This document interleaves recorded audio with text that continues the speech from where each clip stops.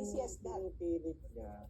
Kasi wag natin kalimutan, si Yusek Densing, Yusek siya noong DepEd si Vice President Sara Duterte. Yes, yes. And dahil umalis na bilang DepEd Secretary ang isang VP Sara at pumasok bilang DepEd Secretary si Senator Sani Angara, naturalmente, bago ang DepEd Secretary, Oo. naturalmente, karamihan sa mga Yusek niya ay magre-resign. Oo. And naniniwala ako na hindi lamang pagtakbo bilang gobernador ang isa sa dahilan ni Yusek Densing kaya siya nag-resign.